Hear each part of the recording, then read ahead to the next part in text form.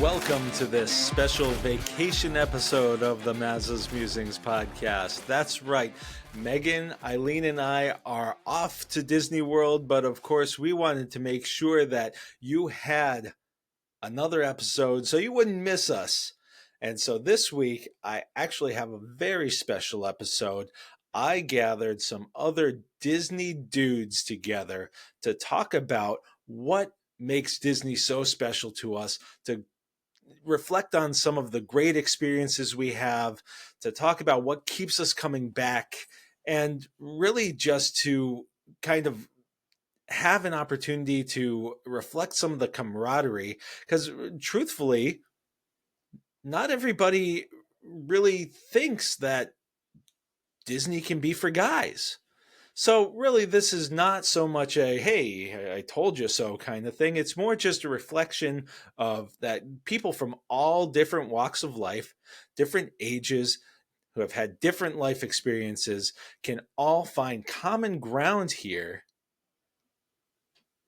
at whether it's a Disney park or through Disney movies or other entertainment. Disney can be a sanctuary for everybody. And I think that that's really well reflected in this episode. So we're going to get to that in a minute. But of course, before we do anything else, we have to get to Meghan's joke of the week. What is fast, loud, and crunchy? I don't know. What is loud, fast, and crunchy?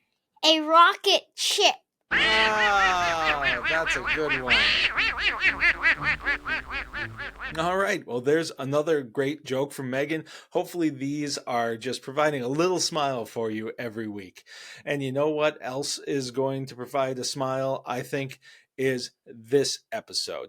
It's really refreshing to have these guys coming on to talk with me and really just having great conversation about something we all love. And that's really what this podcast and what most podcasts are all about, is people getting together and sharing a positive experience. So, without any further ado, here are the Disney dudes. Donald, wake up! It's showtime! Don't forget the orchestra! Ah, there you are. And just in time. Mom says there's even more magical stuff now. For those of you standing, please hold on to the handrails throughout our journey and stay clear of the doors. Hang on to them hats and glasses, because this here's the wildest ride in the wilderness. And here we go!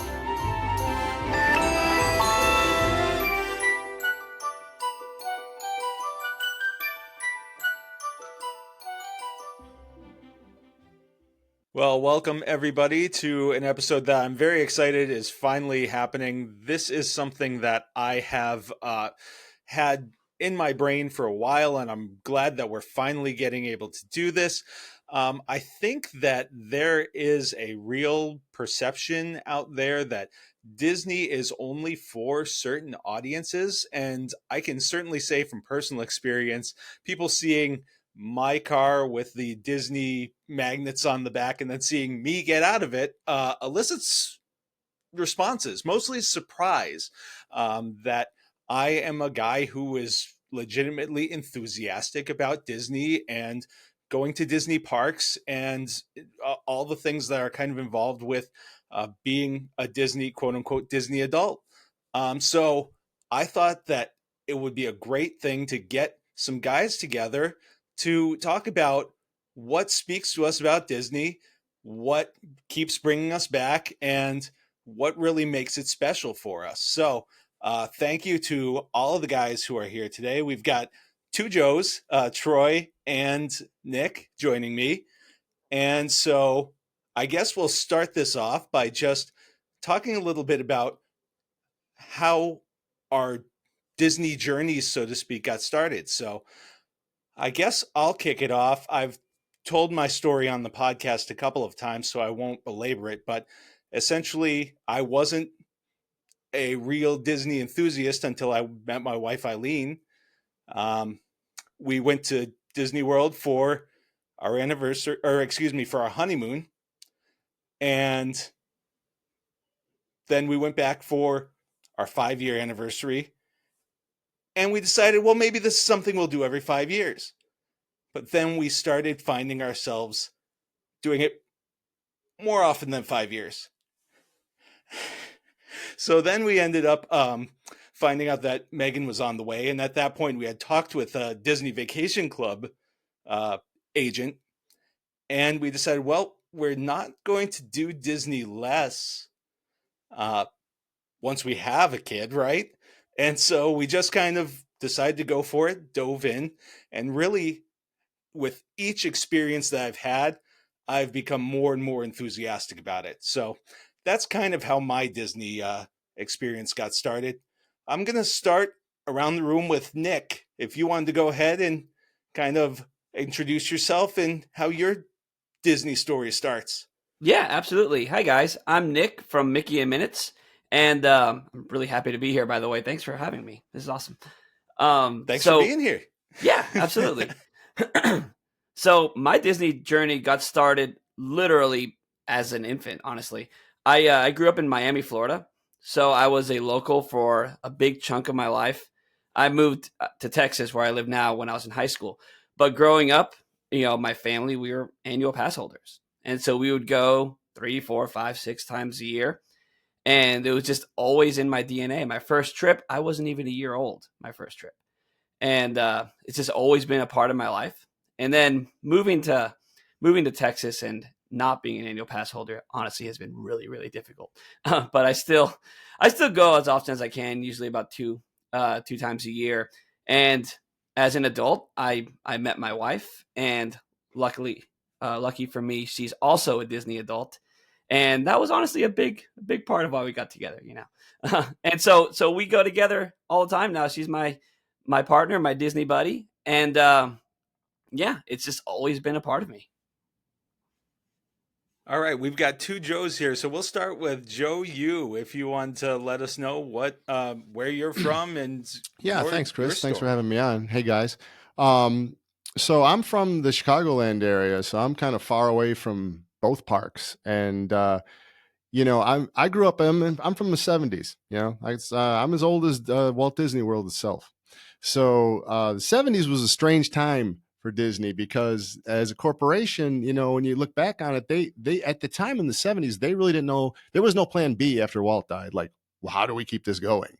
They were really considering dismantling animation and not doing any more animation, and just keeping up with the parks and maybe a live action once in a while. So what they decided to do is, thanks to the TV and thanks to reissuing movies, classic movies, just bringing them back to theaters. Because back then in the '70s, there was no VCR. There was no, hey, let's just go to the local downtown and turn on the streaming. You had to actually go to a theater and see a movie. And if it wasn't playing, you didn't see it.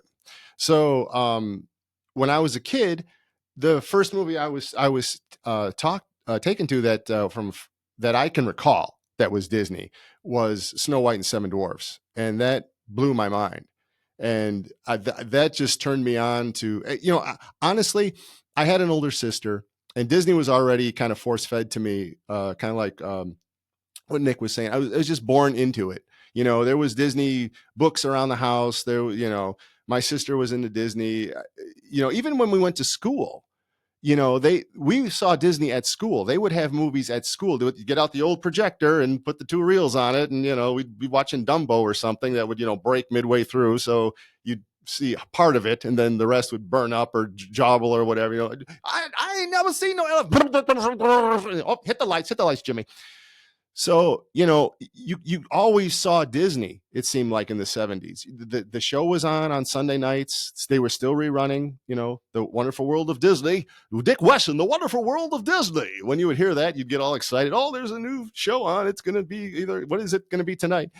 And that's what got me into it. Like I said, Snow White changed my life, really. I mean, I saw that and I said, not only did I say I want to be a Disney fan, I was like, I'm going to learn to draw. I want to do what they do. I want to draw. My original plan was I was going to be Dopey. That was my original plan. I was so enamored with him. In fact, a couple days later after I saw it, I was in preschool at the time, and we got in a little circle. And hey, what do you all want to be when we grow up? And firemen, policemen, and Joe, I want to be Dopey. Which, of course, right away, my parents were so proud to say that's my child. We can cut the college education fund, I guess. But so I was all enamored with that. So I thought, well, if I can't be Dopey, then I'm going to learn to draw, and I'm going to learn how these animators do this stuff. So I studied that, and I just drew everything I could that I could find, and I just been a huge fan ever since.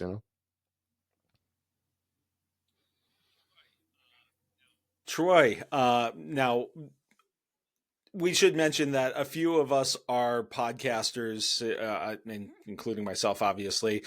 Nick, obviously. Joe, you and This is a Dan had podcast? podcast for a while, and Troy is also part of a father-daughter team at Disney Assembled, and I'm a big fan of your show, Nick. I'm also a big fan of you guys, but I just. So, probably a lot of people listening to this are already a little bit familiar with you guys, but I'd love to hear more about the genesis of your Disney fandom. Yeah, thanks, Chris. You're very kind. The data on listeners would suggest that probably most people listening to this are not familiar with our show. No, but we enjoy it. Yeah, sure. So I'm Troy.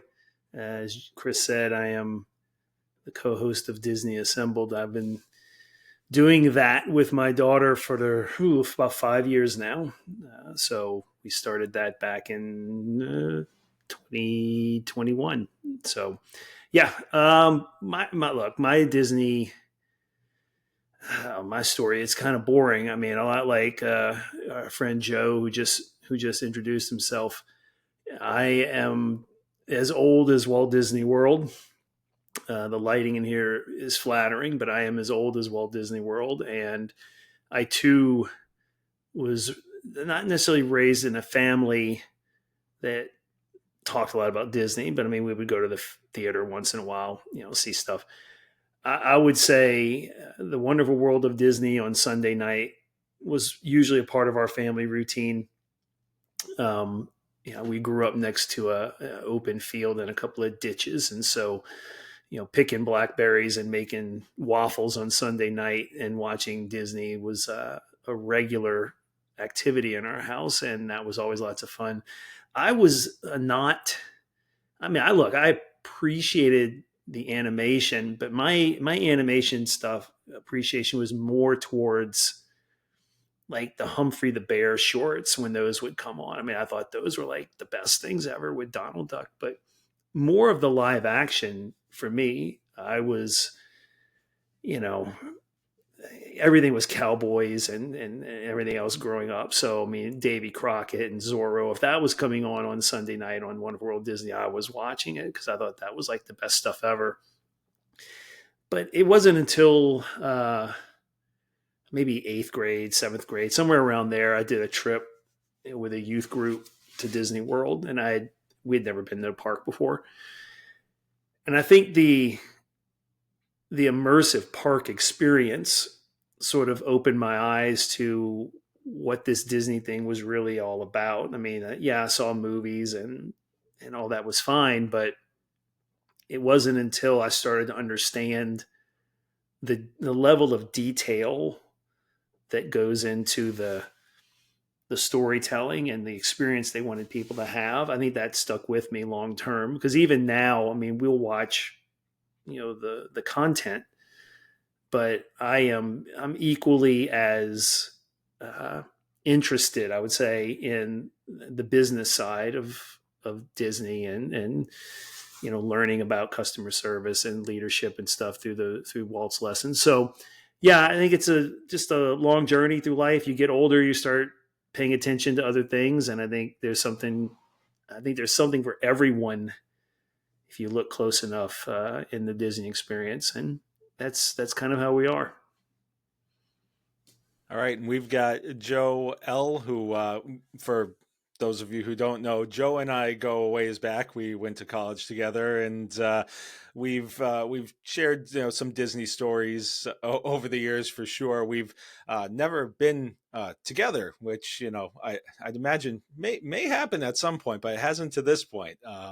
But Joe, I know your story, but if you wanted to share with the group. So yeah, I guess I'll share it. I think that's a good idea right here. Yeah. So again, just like all the others, thanks for getting this together. Thanks for having us on.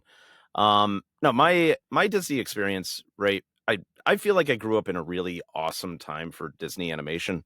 Where it was The Little Mermaid, Beauty and the Beast, Aladdin, The Lion King. You have these just, I mean, a murderer's row of movies. And then I got older and I just kind of, you know, I got cool. I was really cool. I read comic books. I was a fan of Wolverine and stuff like that. That was really cool. And then it kind of faded from mind. And then as I left high school, at 19, I went to Disney World for the first time of my life, with a bunch of friends. At the time, my girlfriend. We stayed at a value resort and we had a great time. And I sort of saw what other people said about Disney World, and it just felt like you were just not in America, or not in Florida, not in the real world even. You just felt like you were transported to, and not just necessarily through, the costumes and all of that, but just by the level of service and stuff like that and the kindness that you're greeted with. I could go down the street and walk into the gas station and, I'll get a grunt and I'll pay for my soda or whatnot. And, I'll get a grunt and I'll walk out, and that's not criticizing, everybody has a hard job and everything, but the level of care and everything that you get when you walk onto a Disney property is unlike anything I have ever experienced until I traveled to Japan, and also went to Disney parks there, which I can save for later on. But yeah, so, and after that first visit, I kept on going every few years. I've been to the California park. I went to D23 one year.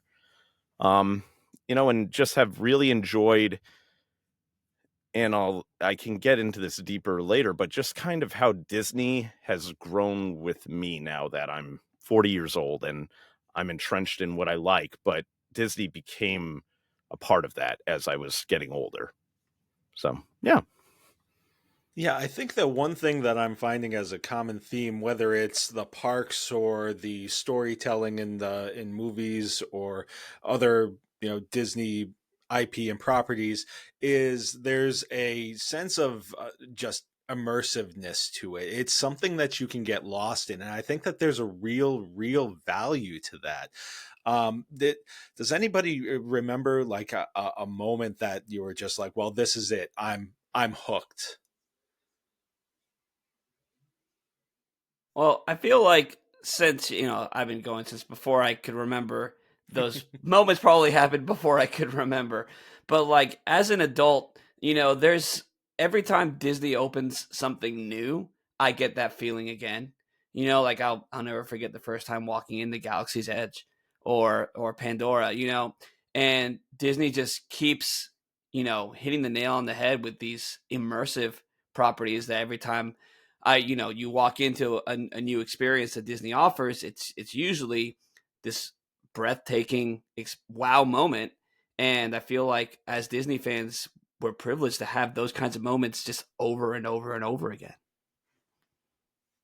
Yeah, that's a great point. I think that there are a couple things for me personally. And one of them, I think, like Joe, I was similar age, so Lion King and Aladdin, all these great movies, drew me in at that age. But one of the movies that always, as a kid, really had that feeling, that immersive feeling, was Mary Poppins. That was one that just sucked me in and spoke to me, and that's one that I still hold in such high esteem and still love to watch and still feel. It's a different feeling now as an adult, obviously, but it still conjures feelings, and I think that in and of itself, that I watched this when I was 6, and then when I was 36. I'm not going to say how old I am now, but I it still elicited feeling, so that's one that I think really drew me in from the entertainment side of things. And I think you're absolutely right, Nick, that every time when there's something new at the parks, like I'm a big Star Wars fan as well. So Galaxy's Edge was one of those places that was, tear inducing, honestly. Getting to see that for the first time and stepping into a world that I had dreamed about being a part of. And that's such a great part of the whole Disney experience, is stepping into a different world. And it's interesting now as a parent, because there's new experiences in that. Every time we go, Megan's a different age. And so I'm seeing things through her eyes in a different way. One of the big experiences that I remember was, and I think this was the COVID trip. We went to Disney in December of 2020. We had a trip planned for earlier in the year that obviously didn't happen. We scheduled for December. And after the fireworks at Magic Kingdom, we were walking back down Main Street, and Megan was convinced. She was convinced that we were going to see Mickey and his friends one more time. And we were trying to prepare her that, we're leaving the park. We're probably not going to see them again. And then there they were up on the train station. And she was literally, now, she's masked and everything, so you couldn't see her face, but you could just see it in her eyes. And she was literally leaping out of Eileen's arms. And it was one of those moments, especially with how much uncertainty and how much pain there was going on that time. It was such a cleansing moment, for us to see, and just seeing the excitement from her point of view was just really, really astounding. So sorry, I kind of filibustered things there. So if anybody else wants to jump in, go ahead. I think it's the, look, you go through your different phases. I went with my wife on our honeymoon also back in 2001. And we didn't go back to the parks until our children were born, right? And they were very young, but we didn't go for a good long time. And if you let yourself just leave your adult baggage at the gate and you just put yourself in the space where, if you've got kids, yes, they're going to have a great time, but your job is to make sure that they just don't run off, right? Which I failed at that first time we went with our kids. But and then they grow up, and Chris, you're talking about Megan getting older, right? I mean, we took our two children. Mimi was 4, 3. Our son was 1.5, 2. I think we went twice when they were really young in a very short period of time. We didn't go back until, Mimi was a teenager. And so seeing them now be more independent and, I'm going to go to Epcot. Okay, bye. Right. They just kind of go off on their own. And so I think part of it is, I don't want the rest of my life to be like a Disney park, right? I want that to be a place that's different, because for people who understand that if you allow yourself to just enjoy the vibe of the place, and yes, it's stressful, and yes, you're spending a lot of money, and yes, there's a lot of people, and it, depending on your comfort level with crowds, you could get, you have to deal with that. But at the end of the day, it's kind of like, when somebody asked me, how did you know when 2 children was enough? Right. I said, because I never forgot how hard it was when they were little. As soon as you forget how hard it is, okay, we'll have another one. And then all of a sudden it's like, okay, no, I still remember how hard it is. No, we're done. Right. So it never, but it's, you don't forget those magical little moments and that vibe and that moment. It could be that one moment during the day where you find a little nook in the side of the castle and no one else is around and it's kind of quiet and you got some ambient music playing and a duck is swimming by and you're like, okay, that may not be worth the thousands of dollars I spent, but that was worth an experience. And that's an experience I want to repeat at some point later in my life. Right. So, and it's everything.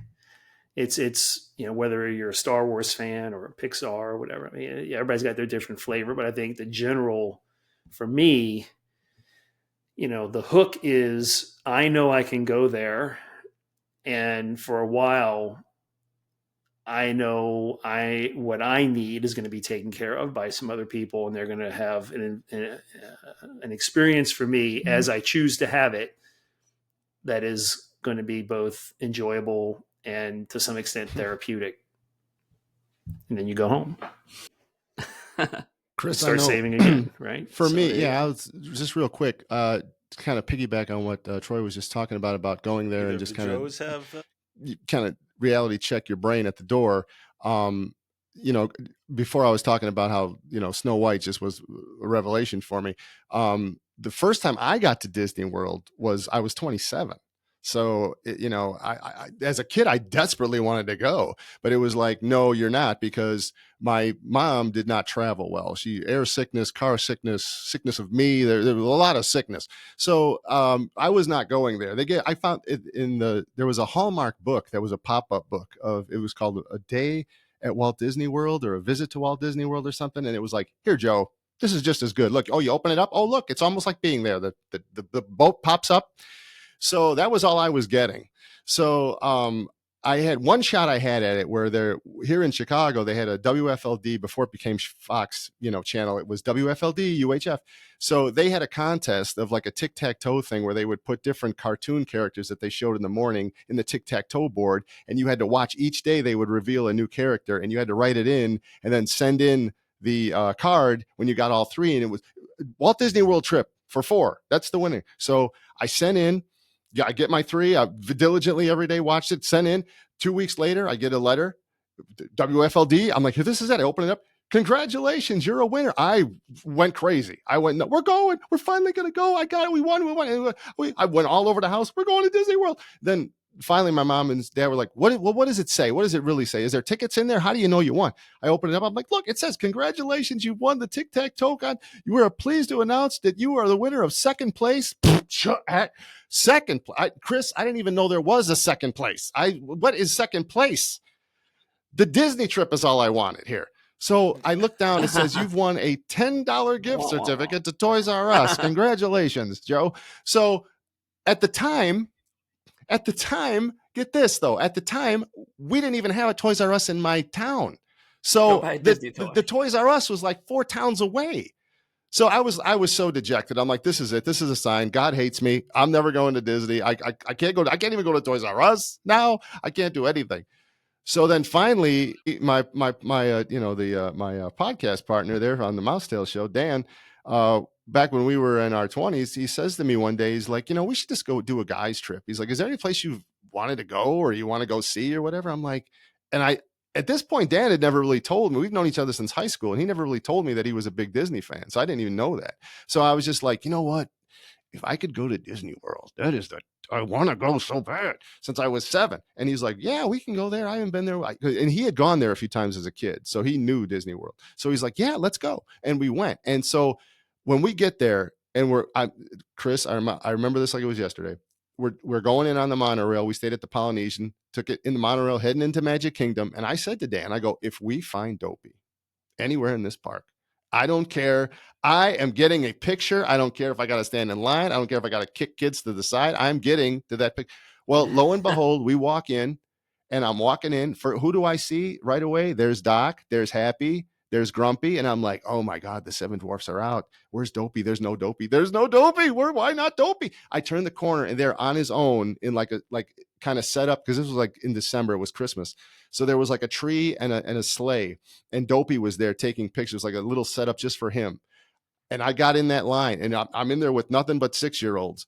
And I look like an idiot probably, but you know what? Like Troy was saying, my brain was not as, oh, this is so stupid. It's just a kid in a costume, and why do I care? I was totally a 7-year-old again, and I wanted that, and I got a picture with him, and I was like, you know, it was every dream I ever had came true on that day. You know, it was so cool. So that's the stuff that keeps me alive with Disney. It's that memory of that, and like he was saying, how well the cast members take care of you, and how well they eat that, they feed that child in you, so they make your experience great. The people that are in costumes, God bless them, in that heat, and the way they interact with you, and the way they're trained to make your day special, and make it, especially when you meet your favorite one. I mean, it's always cool to me. Well, we had an issue with Mickey. We had a bit of an awkward. That was very strange from the get go. We had a bit of an awkward interaction with Mickey the first time we had our picture with him, but that got taken care of eventually. But the poor guy was clearly tired and hungry, and really wanted nothing to do with an adult that wanted to take a picture with him. So he was a little standoffish at first, but we got he professionaled up there, and we got the picture with him, and it was really a nice time. But yeah, I mean, those are the things that keep people coming back. It's your experience. I mean, if you have a bad experience, then screw Disney. I'm not going to go back there. I'm not going to waste all that money. It's a lot of money, and you got to save. Like Troy was saying, you got to go home and you start saving up for the next one. So it's the experience, and I give them all the credit. The cast members, the people that run Disney and stuff, they keep it a nice place. There's always stuff in the news lately about this and that is bad, fights happening here, there, or whatever. But I mean, people are people, and it's going to happen anywhere. You can't control everything and everywhere. But for the most part, for me, I get a lot of pleasure out of it. It takes me back to a childhood. Joe, you got any? I got a couple moments that really Disney grabbed me. And being an adult, having gone as an adult and only an adult, really our kids let us become kids again. But you also have to be the adult, like Troy was saying, there's still the where's my kid, moment as you're walking through a park. But years ago when my youngest, the funny thing is that I obtained my youngest children first and my oldest last. So through adoption, not through stealing kids, people. But so we took one trip to Disney with the youngest two, and they were like, I'm going to say my youngest was almost 2 and my middle child was almost 3. And it was brutal. It's 95 degrees out every day. They're losing, the youngest is falling asleep. The next one up is throwing shoes at you halfway through the day. But there was one morning, and we were staying at the yacht club. I remember this. We were at the yacht club, and they have that pool over at, is it at the beach club? Because they share the pool or whatnot. That sand on the bottom. Bay. Yeah, it's sand on the bottom. And I remember we got there early one morning, and nobody's there. There's lifeguards, but it's just us, and we're just playing in the pool, and the lifeguards are, playing with the kids, and I'm watching, just my kids play along. And for a moment, you go, oh, this is it. This is Disney. This is the relaxation that some people get from here. And, seeing your kids have fun and just be able to play around there, and just then have a great day at the park. It was like that set up the day. And we went to the park. They had so much fun. There's a picture of my youngest staring at the fireworks, and just in awe. And I'm like, when my middle child is like, do they do this like once a year? I'm like, they do this every night. And he's like, oh, wow. And there was another time where I had been working like nonstop. There was one trip where I was working nonstop, and we got there and we had a reservation at I think it was Narcoossee's over at the Grand Floridian. And I remember just being stressed out. We get there, you know, you've flown for the day, you've gone to a hotel, you've thrown your bags in a room, and you're like, okay, it's time for dinner. And I remember just the care that the waitress had for me there, and I was like, I'm not worried about anything right now. And like Troy said, if you can leave all of that kind of behind you for a moment, you really feel it. So those are the two moments. Now, I, especially being on the East Coast, I primarily am Walt Disney World. Yeah, I've never been to any park but Walt Disney World. But has anybody here had experiences? I know, Joe, you mentioned Japan, which sounds awesome. But do people have experiences at other parks? And what are those like? And is obviously each park and each experience is different, but do you find those same connecting themes of inclusion of that service and all of this immersion that we're talking about, that I'm talking about specifically with Walt Disney World? Well, I can't speak to any of the foreign parks. I got to hear your story, Joe, about Tokyo. That sounds awesome. That's my bucket list. But I go coast to coast. Disneyland. I don't go as often as Walt Disney World, and I really started going to Disneyland more often as an adult. Like I went to D23 Expo in 2015, and that was my first time as an adult in Disneyland, and it just blew me away. And I think the big thing for me about Disneyland is the history. That's Walt's park. That's where he walked. That's his legacy. And so it's that nostalgia feeling for an era that I was never a part of, obviously never there in the 50s, but you kind of feel that vibe, and I feel like that's still alive in Disneyland. And you're walking by the firehouse and seeing the lamp on, representing that Walt is is there. And it's just such a cool thing for me. Just I love Disneyland, and they're celebrating their 70th this year, so that's awesome. Yeah, I've like you, Nick. We went to Disneyland 2017, and that was the first Disney park we went to since the kids were real little, and I guess that may have helped reignite our interest in going back to Disney parks. Was a trip to Disneyland. We actually went to see friends in San Diego for Thanksgiving.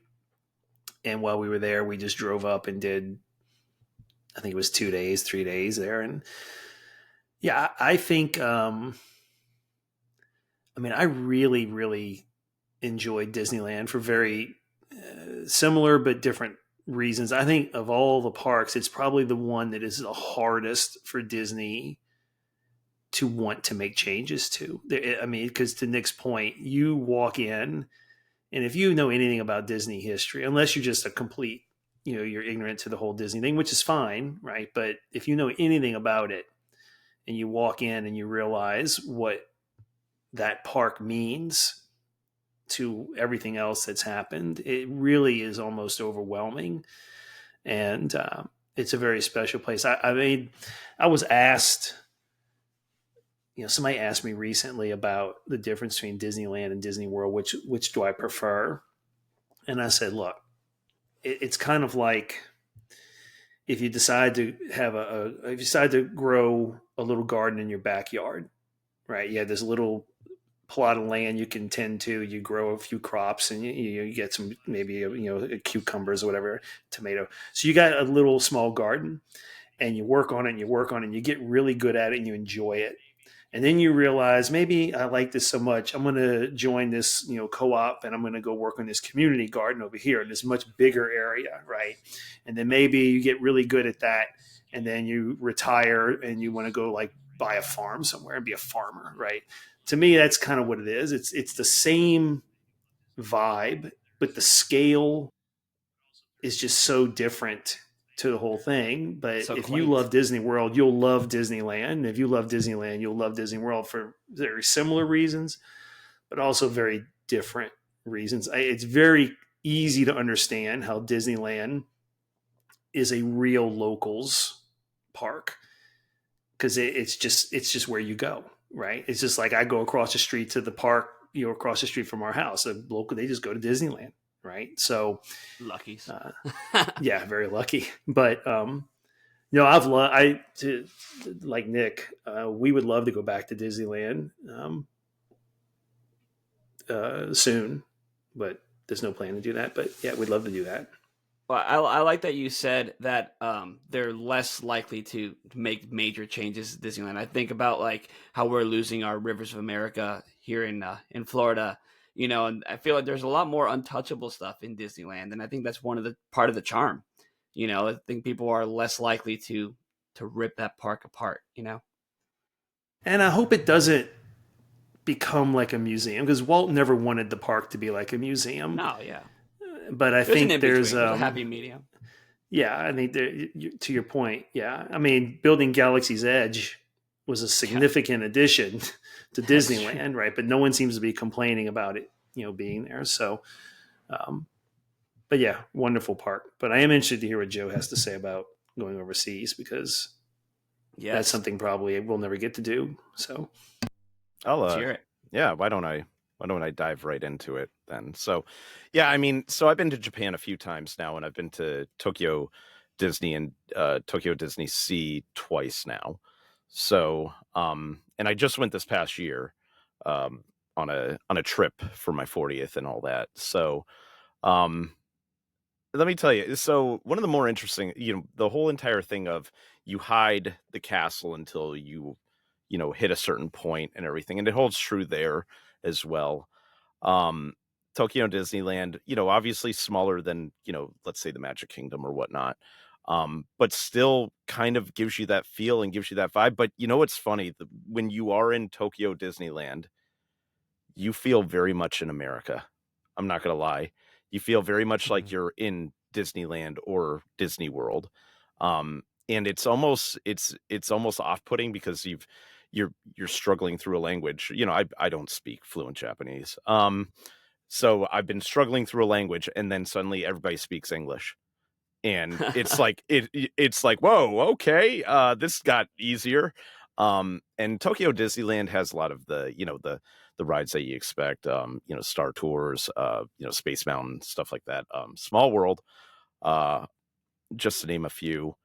Tokyo Disney Sea, and I think that there's I don't know the whole story behind Tokyo Disney Sea, but it is such a cool looking park. Don't get me wrong, Tokyo Disneyland is so neat and everything for its own look and the way they present it and everything. But Disney Sea has all of these different ports from different areas of the world, and you can go all around the park, and you go through all the different ports. And there, being from Massachusetts, there's Cape Cod in one area. There's a Cape Cod area there as well. But then you have, Port New York, which is supposed to be from like the 20s and everything. And then you have, the Arabian coast and everything. And, it's just a really neat looking park. And then you have, in the middle, you have a volcano and whatnot. And then you can go under the park. And from there, just such an interesting park. And I've never been to a park that looks like that. Maybe the closest I would say is like Epcot, just on a smaller scale, obviously. But it feels like America when you get there. I'm not gonna lie. It's really relaxing being able to order something and be like, can I have curry with chicken? And they're like, yes, that's no problem. It's like, oh, okay. So because I remember I started ordering it, I was like, kare to, and I don't know the word for chicken. So I started saying bird, tori, and the woman was like, chicken. And I'm like, yes. So that was funny. I've always kind of heard that Tokyo Disneyland is like Magic Kingdom stuck in time. Like it's like an untouched kind of Magic Kingdom vibe, like the way Tomorrowland looks and everything. And they still have Splash Mountain. Yeah. And yeah, I think that it's just one of those things. It doesn't feel like it's ever really changed. And because we went in, I'm trying to remember, we went in 2018, and then, and then I went to Japan again in 2020, in January of 2020, and we didn't go then. But then this past year, went back and went to those parks and whatnot. And the other good thing about going to Japan is that it is much more affordable to go to a Disney park in Japan. The dollar was very strong against the yen, so that was the benefit of that as well. The only thing that I guess I prefer about Disney World is that when I left, Tokyo Disneyland, and don't get me wrong, like I want to be in Tokyo, but okay, you're out of it, it's gone. It was right there. Bubble. There's no bubble that you're experiencing. You're back into, okay, now we got to get on that train, and okay, which train was it? So now you're back in one of the biggest cities in the world, and you're now trying to figure out how to get back to your hotel. While not speaking the language. While not speaking the language so I speak a little bit. I ordered curry and bird, I'll have you know. So, but I recommend going. It's one of the coolest experiences. And, one day I'll probably stay in the hotel there. I think it's what is it, Grand Disney, or I can't remember the name of the hotel over there, but it looks awesome. It's just very expensive, even considering the dollar to the yen. You just went this past year. Did you see Fantasy Springs? No, because you had to special pass, right? Get a special pass, and yeah, that looks amazing. I was so unprepared for this. Somehow, after preparing for a Japan trip for months, I was so underprepared for everything once I got into the country, So it was a real mess on my part. But I did, we were able to we started walking towards it. And we're like, what are they going to do? Yeah. Where are you, that sort of thing. Just try to be like, oh, I don't know what I'm doing. Silly American. Yeah, I know. But they were like, oh, no, you have to have one of these. And it's like, oh, okay, thank you. So. Next time. And I'm really hoping to get to some other parks, and Eileen's on board with that as well. I've been to California, haven't been to Disneyland. I've been to Paris twice. I've never been to Disneyland Paris. I think the first time I was in Paris, it was still called Euro Disney. So eventually I'd like to tie into my travels some more Disney parks. So maybe that's something that can help propel more of those trips forward, because Eileen's talked about, we're Disney Vacation Club members. We love going to Disney World, but we have desires to go to other parts of the world as well. So maybe this that's will why be Epcot's there. And maybe this is something that can help propel some of those plans. Just like, well, there's a Disney property here. So and just because I also, we also took the train to Osaka one day and went to Universal Japan.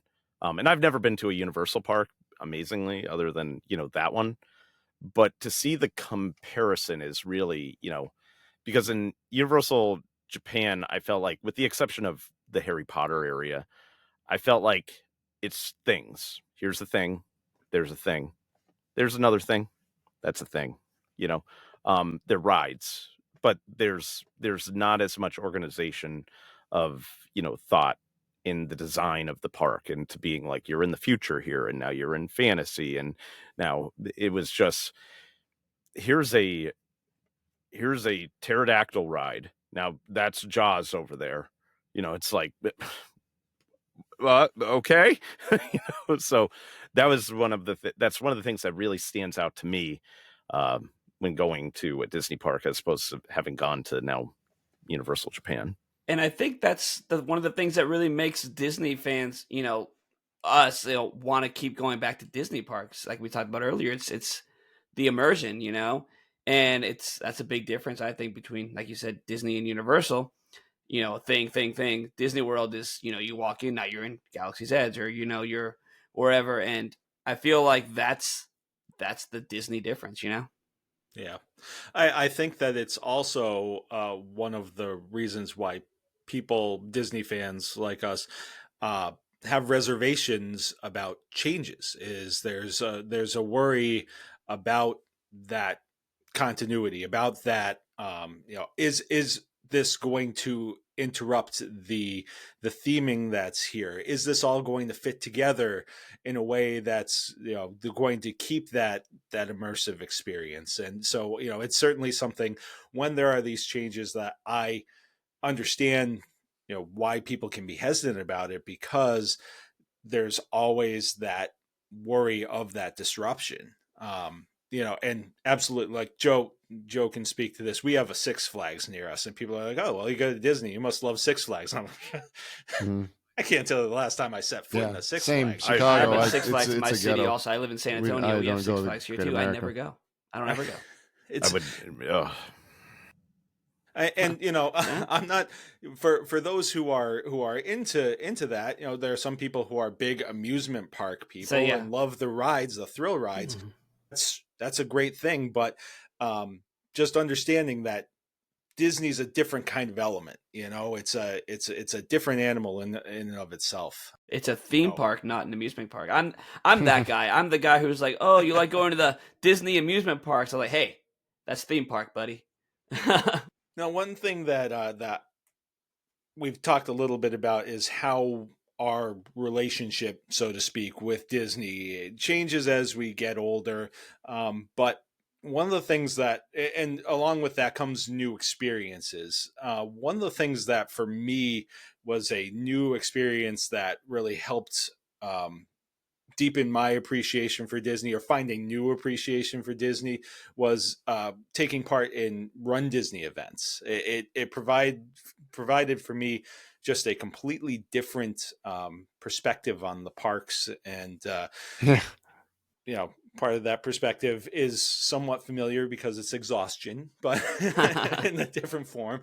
But really, one of the ways that I experienced the park in a new way was in 2023. Eileen and I did the fairy tale challenge during the Princess Half Weekend Marathon, or half marathon weekend, excuse me. And that was, we did the 10K and the half marathon. They're on back-to-back days. And during the half marathon, when you're about halfway there, you enter Magic Kingdom, and you're running down Main Street, and the castle is in front of you.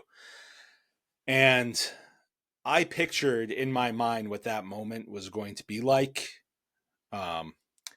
And it surpassed all of the expectations, because there were spectators, there were people, Disney cast members, there were family and friends of runners lining Main Street cheering for us. And it was one of those, you're trying to run and you're like getting choked up, and it's just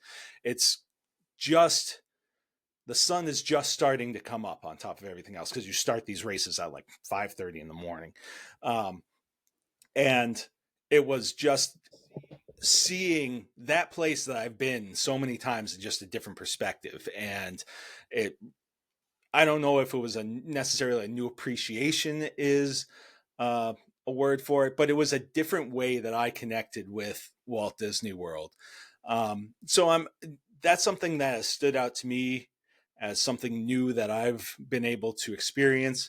And I'm wondering if there are ways that you've kind of, sort of rediscovered Disney along the way, whether it be, it could be entertainment, it could be, there are card games now, there are all kinds of different, could be D23 or some other kind of fan expo.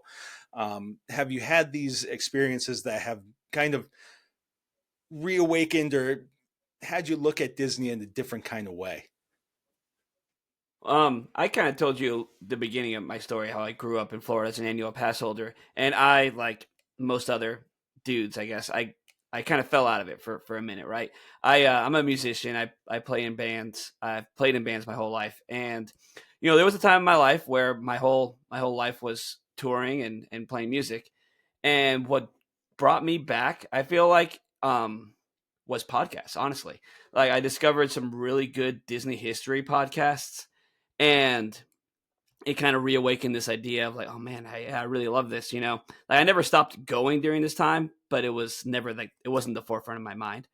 And I was that dude who started like rolling up to my shows listening to Disney podcasts.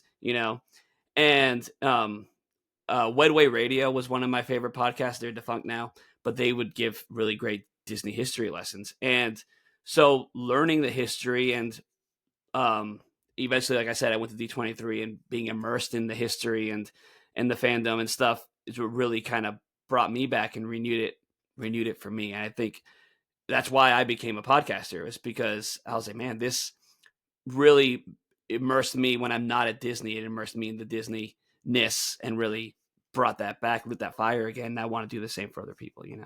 I got a oh, I'm sorry. Real quick. I have- I just because No, that's okay. Nick kind of said kind of similar for mine. I'm having real quick. I'm having some kind of weird Wi-Fi issue, so if I go out, I apologize. But same thing.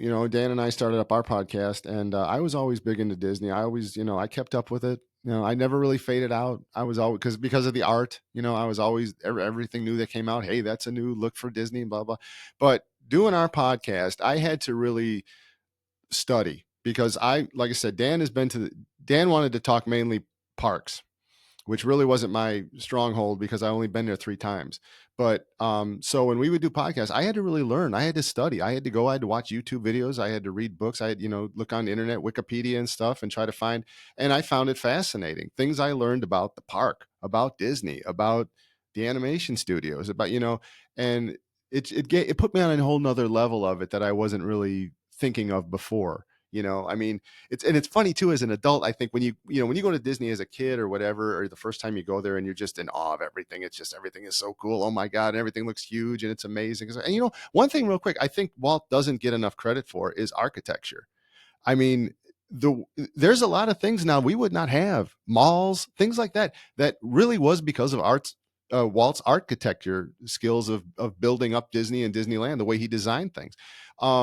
So yeah, looking into all that, but when you go there as an adult and you kind of have that, when you do kind of have that adult mindset, you go, God, how much does it cost to, all that water that they have to use, the bathroom, the plumbing, that starts going through your head at some point, and you're like, Jesus, how do they do this? How do they even have enough people to, get to clean this up? And so, yeah, and that's a whole nother level of thinking about Disney and to appreciate Disney. Like, wow, that they keep that going like a well-oiled machine, for the most part. I mean, like I said, you tell about here that, oh, this ride's kind of getting old and blah, blah, blah. But I mean, for the most part, that place runs daily, nonstop.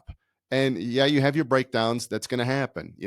Nothing is 100%. But still, the fact that they have kept this going for so long and that it goes every single day, rain, shine, cold weather, hot weather, it's amazing. So that always, as an adult, that's what I appreciate. I think that I never really did as a kid. So yeah, I guess for me, I talk about how things kind of continue to, I kind of got older. I was too cool for Disney. But one of the cool things about Disney is that Disney acquired Marvel, and then they acquired Star Wars and stuff like that. And at first I didn't know what to think, but I believe that we're in a very high net positive for each. As an adult, people will complain about a lot of different entertainment that exists, and especially Star Wars fans. And I'm one of them. Don't get me wrong. We are. But the thing is that, like, I go, Disney finished the Clone Wars. Disney gave us, Andor. As an adult, I go back and there's even other great stuff. Skeleton Crew was awesome. So good. And, with Marvel, I mean, I don't need to, play that song, but, one of the things that when I was growing up on Saturday mornings, Fox Kids had, the original, they had the X-Men animation and everything, and to get X-Men 97, back. And, so one of the big things about keeping me into Disney is that Disney has kind of matured along with me too, but still, can draw, my kids into it. And it's not just me watching Moana 100 times, now, and, and knowing all the words and singing along with my kids. It's Which you do. Which I do, but that's beside the point. It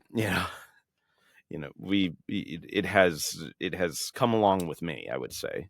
So. Yeah, I think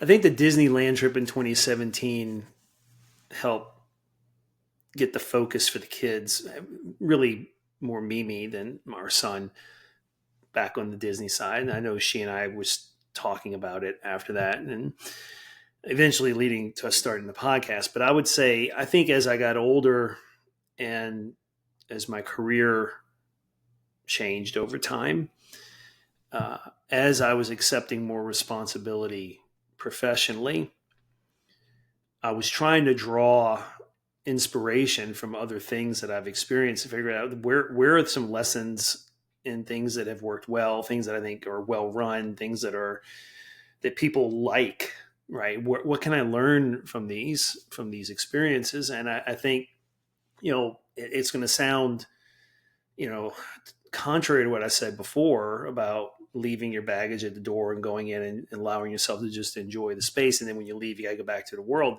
I think as an adult, one of the things I can appreciate is that there are aspects of how Disney does what they do that are applicable outside of Disney that I can bring to my workplace, that I can bring to my family, that I can have, that I have the ability to have a purpose and to set some standards for myself that I can stick to consistently that are universally attractive, right? Whether I'm at work, whether I'm at home.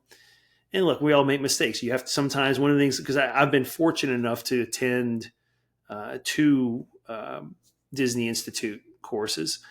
And, when they talk to you about creating a great customer experience, guest experience, part of one of the days is about how to recover when things don't go well. What is your plan to recover that person's experience as best you can? And I think, we when you're young and you go to Disney, you don't see the warts. You don't see that, because I think maybe Joe was mentioning earlier, or maybe it was you, Chris, about how, there's the fights now and this and everything. I'm not so sure that the park is got any more fights than it used to have, or arguments than it used to have. I don't think it's any cleaner or dirtier than it ever was. I don't think cast members are any more or less pleasant. But if you talk to some people, they'll say, it's dirtier. They're not as nice. And some people will find out. I just think it's highlighted more. It's more available to be shown and more people see it. And as you get older, you notice these things. I mean, when you're 6 years old, when Meghan's at the park, Chris, she's not paying attention to what's in the garbage can. She's looking for the next character. She wants to get that autograph book signed. She wants to take that picture. She's not paying attention to that stuff. I'm pushing this. Well, not anymore, but metaphorically, I'm the one pushing the stroller, and I'm tired. And I've been, I got a backpack on this shoulder, and I got, the balloons hanging up here and everything else. I might get a little cranky, right? And okay, why wasn't that garbage picked up? Look at that piece of paper on the ground, right? And we get, look, there's a reason there's a stereotype of the cranky old man, right? We get older and we notice things, and we sort of like, right? It just, when you're a kid, you don't notice that stuff. And I think, to me, what has sort of reignited and keeps me going, I listen to podcasts and of course the story about why we do our show, to stay connected as a father and daughter as she's gotten older is really why we do the show, but it's not why we do Disney. The Disney part was just the context of our relationship building and our show and our conversation each week. But I think as we get older, I think the thing that keeps drawing me back to it is the reality is there are things that Disney does that has sparked how each of us feel about going to a park or sitting in a theater or paying a monthly fee for Disney Plus. But the way they do that, the formula can be used outside of Disney by people who are paying attention and choose to make the efforts to try to do those things, right? And it doesn't mean you got to dress up in a costume or, give away a bunch of stuff. But it could just be in smiling at people and greeting them and the way you shake their hand and the way you make them feel in your presence. And I think I take that out of the Disney experience at this point in my life because I'm never going to be that 5 or 6 year old again going to the park, or that 6th grader. Next time I go to the park, I'm going to be, probably 54, 55, going on 60 years old. And that's okay. There's something there for me, just like it is for everyone else. And to me, what I look for are those standards. There's still evidence that this is what matters there. I think what would disappoint me the most about a Disney experience would be that it becomes obvious that the standards that have worked so well have not been properly trained and reinforced over time. And I don't believe that's the case. I don't believe letting cast members have tattoos and grow a beard is a neglect of their standards. That was a big deal when they made those changes, yeah. Right? And I'm not, I don't care about that. But what I do care about is if I'm walking up to the Magic Band check-in, am I going to be greeted? Am I going to, and when I pull up to security to go to the resort, are they going to say, welcome home? And that's what matters to me. And I think as long as those little details stay constant and evolve to match the expectations of a more sophisticated crowd, I think they're going to be just fine. Because I can't imagine how hard it is for Imagineers and for Disney executives to plan for these new things that are coming.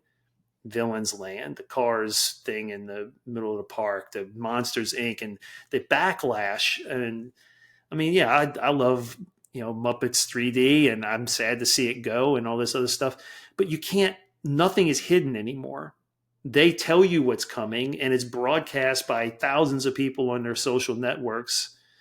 And, so it's like they have to embrace this idea that it's hard to surprise people now. It's hard to have that wow factor.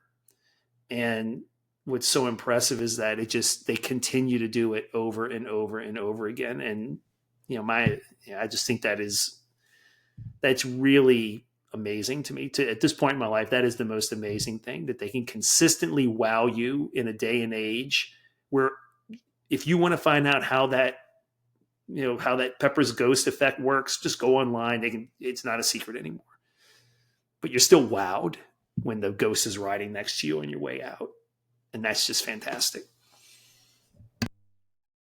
Well, Troy, one of the things that you mentioned was the next time you go to a Disney park. When this episode comes out, I'll actually be on our next Disney trip. But I'm wondering, are there Disney plans in the future, whether the near future or the more distant future for each of you? Yeah, I'll be going back in September. Walt Disney World. Trying to see if I can go to Disneyland also this year.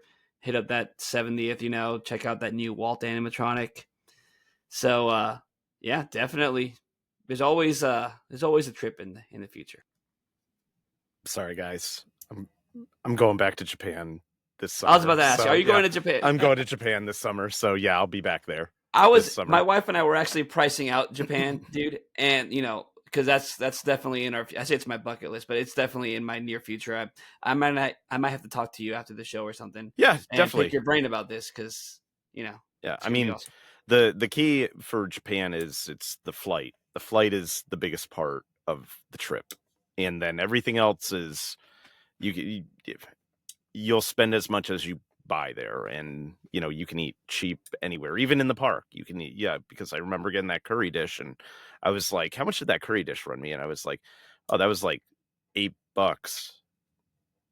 I'm like, that's nothing for a Disney dish. So I mean, it's like, okay. So can't get no. a hamburger for $8.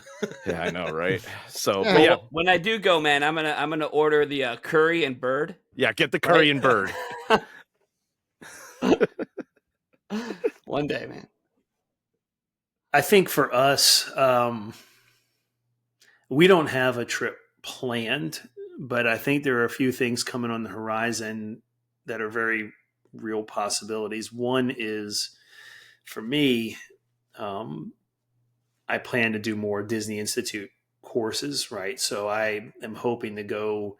I went to Disney World this year. I'm hoping this coming year, possibly going out to California and doing one of the courses because they offer them on both coasts, and just heading out there to do that. However,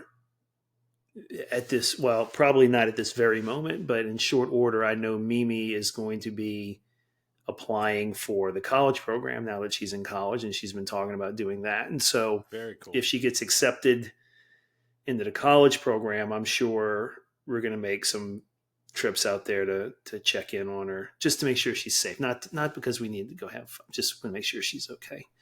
Not for us at all. It would never be for us. But yeah, we'll probably do that. That's probably what's on the horizon for us, most likely. Oh, I was just going to say, I don't really have a plan to hit it this time this year, but I definitely, I definitely want to check out the new stuff. Villain's Land is definitely something I'm very interested in, definitely heading out there and seeing when that comes up. The Cars, just to see how that ties in, to that land is going to be interesting to me. So yeah, right now in the near future here, I don't really have any plans to be going to Disney. Like I said, my partner Dan, he's going in June, and he just got back actually from there with him and his wife. Yeah, I mean, I'm always checking in. I'm always watching live feed YouTube, so I'm staying on top of it, seeing what's new, what's there, and I'm hoping to go.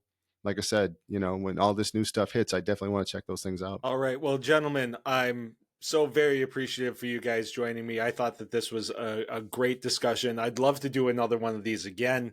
I know that there were some people who wanted to be a part, but schedules being what they are, I appreciate you making the time. Before we sign off, I just wanted to give you an opportunity. I know some of you are podcasters or other creators, so if you wanted to let anybody know how they can find you, now would be the time if you want to fire away. Hey, yeah. So again, I'm Nick from the Mickey and Minutes podcast. You can find us on all the podcast platforms, and check it out. Yeah, I guess I'll go. All right. Troy from Disney Assembled. My daughter and I do the Disney Assembled podcast. We are, just as Nick said, we're on, I guess, all the podcast platforms that most people know about. And you can find us on all the, any number of social media accounts, all at Disney Assembled. If you care to follow us there, it'd be great. And that's us. Thank you. This is Joe. And I run a little YouTube channel. This is one of my many projects, but currently a YouTube channel called F1 Silly Mornings, where I take on Formula One topics and try to make them funny or try to add some insight to the sport. Not really Disney related. I'm pretty sure I can find something Formula One Disney related. So I think we all want to know where to find your Tokyo pictures and videos, man. Yeah, I know. I have a bunch of them, and I can share them if anybody wants to see them. There's constantly one of me drinking something just because it's so hot in the summer in Japan. I mean, you think that Florida's hot. It's hot there. There was one day where it was 140, where there was a feels like of 146 in Japan this past year. Well, while we were there, you know. If you look at my all my Epcot pictures, they're all just pictures of me drinking something. Right. Stay And hydrated. I think you can still maybe catch the Mousetail show if you look on where you get your podcast. We did about 20 episodes and called it a day. We were huge in Bangladesh. I know that. We had a huge following in Bangladesh for some reason. If you want to find me, I'll be in my bathroom throwing up from being so nervous about getting back behind the mic since it's been so long. But I do appreciate you, Chris, having me on, and I had a great time today. Thank you. Chris, real quick, do we get a car like on Oprah for being a guest? Do we all get cars for? No? Is that not in the budget? Okay. Now, it's not quite in the budget. I'm working on the I'm working on the buy me a coffee thing. We call it Star Wars themed buy me a blue milk. So if anybody wants to contribute to getting these fine young gentlemen some cars, I heard that it was our website. I heard that the gift for coming on was a $10 gift certificate to Toys R Us. They just built one by me. So if you can, and they just tore it down. Yeah, I know, right? It was the I'll just say the Maz's Musings crypto. The crypto coming soon from Maz's Musing. If anyone gets me a car, just please don't put it on Rivers of America. Just saying. All right, guys. Well, thank you very much. This was a blast, and hopefully we'll be able to do it again soon. Thank you. It was awesome. Thanks so much. You're welcome. Good job. Thank you. Thank you.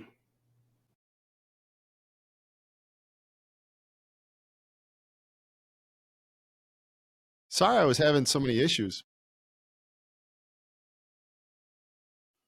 Well, everyone, that was spectacular. I had such a great time with these guys. I want to thank them for joining me. This was just, I'm over the moon about how well this conversation went and how people were so open and willing to share. If you have things that you would like to reflect to us about what keeps you coming back to Disney, I welcome them from everybody, but especially the guys who might be listening. What are your Disney memories? What are things that have connected you with Disney and have kept you coming back? We'd love to hear them. You can send them to us on social media. I'll go over all of that in a minute. You can also email me at mazesmusings@gmail.com. Oy, I got it right that time. Boy, I need a vacation. And I'm on a vacation. And hey, you know who helped me with that vacation? It was We Do Travel Right. That's right. I'm not just someone who says, hey, use my friend's service. I'm someone who uses it myself. Emily and her team with their concierge level service really helped us out with our park reservations and with our dining. Our dining was great. We basically got all of the dining we were looking for right around the time we were looking for it. And that's something that would not have been possible without their help. Or at least it would have required me being up at 6 a.m., scrambling around trying to do this all myself. And in fact, doing that 2 days because we had a split stay, but that's a whole other thing. But it's something that they were able to work with me on. So that's just a small sample of some of the ways that they can help you out. They also, you get the one-on-one service. You also get the dining team, which I've talked about. They also help you out with seminars and study halls, which help you, really be able to hit the ground running on your vacation and be prepared. And Emily's always great with these checklists, things that you may not even think about that you should prepare for when going on a Disney vacation. So if you are interested in getting your next magical vacation started today, you can start by getting a free, obligation-free quote at wedotravelright.com/Mazza. That's wedotravelright.com/MAZA. And they'll get it all started for you. And then you can start planning your next magical vacation. Well, I can't do any more damage around this popsicle stand. So long, partner. See you real soon.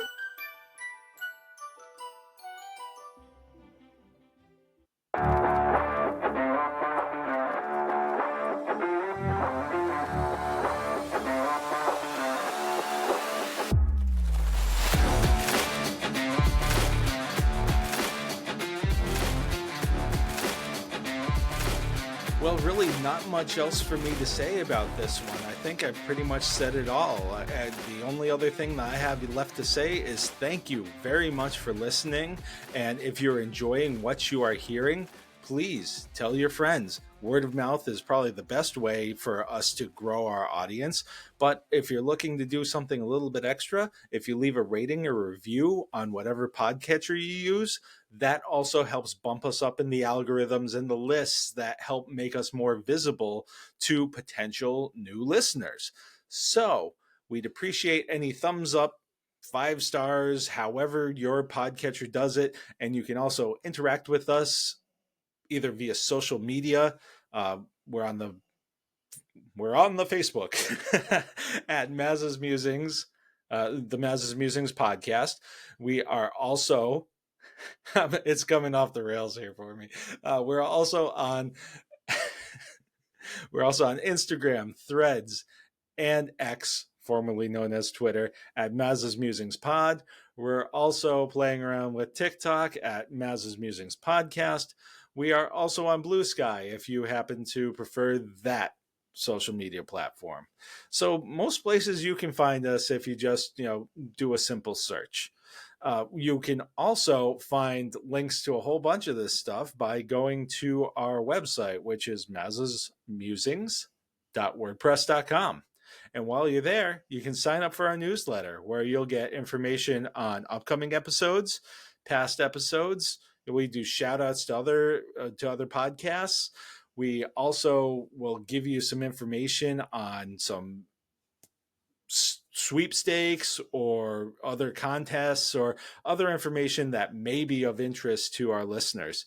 And you get that in your email once a week just by going to our website and clicking subscribe. And while you're on our website, if the mood strikes you, you can also buy us a blue milk. There's a little icon there for that too. And buying us a blue milk is just a small obligation-free way for people to help us out with some of the, little costs that are associated with putting this podcast together. However you decide to support us, we're obviously very, very appreciative.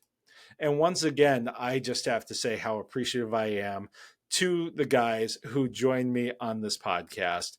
It was really such a great conversation and so refreshing. We recorded this at a time when things were really crazy in my life, so it was really, really a breath of fresh air. Anyway, I hope you have a great weekend and a great week.